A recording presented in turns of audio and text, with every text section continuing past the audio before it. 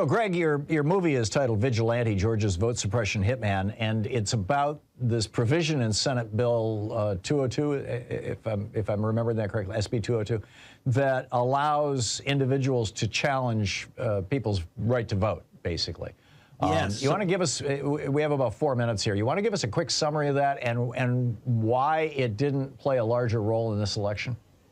Well, the film, because of the film. But what happened is that SB 202 included this time bomb that no one caught. I took it, and what it is you can, any individual, Thom Hartmann can go in, and if he lives in Georgia, and say, I don't want this guy to vote. Okay, that was a system first invented by the Ku Klux Klan to elect one of their members, Eugene Talmadge, as governor back in '46. By the way, he was about...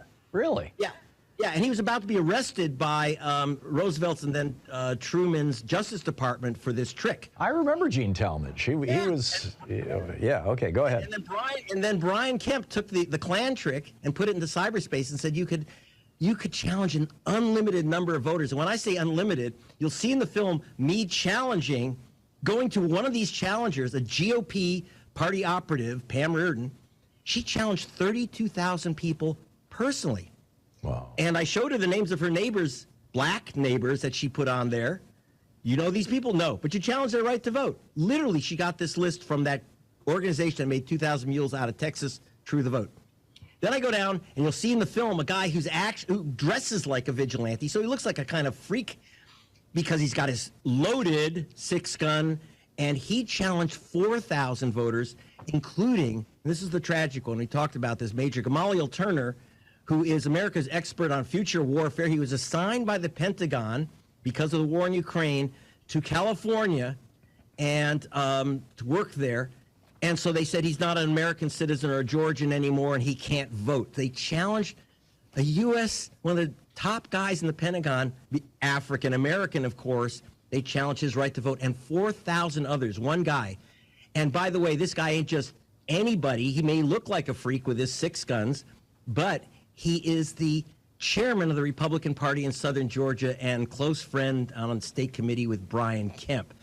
And why it didn't have the effect is, frankly, because we had the film, we showed it all over Georgia. We have not released it for wide release publicly yet or commercially. You can still watch Vigilante at going to gregpalast.com, but we took it around, and one of the biggest challenges, 37,000 voters were challenged in Gwinnett. Luckily they voted 3-2 with one vote by an independent member of the committee, of the elections committee. He said, well, you know, he's seen Greg Palast evidence and it looks like this is just a con. Because we really went through those lists. We called hundreds of people. It was all fabricated. These are all American citizens. They just happen to be of color or young, and they went after a lot of Asian Americans, Hispanics.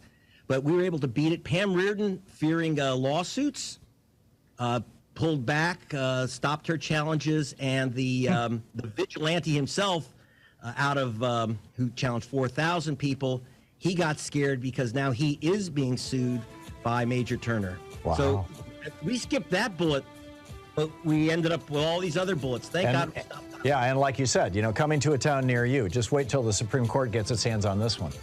It's amazing. We're talking with Greg Palast, the investigative journalist, author, and filmmaker. We'll be back with more of Greg Palast in just a moment. I'm going to talk about the 2000 election. That's when I first learned about Greg. We'll be right back.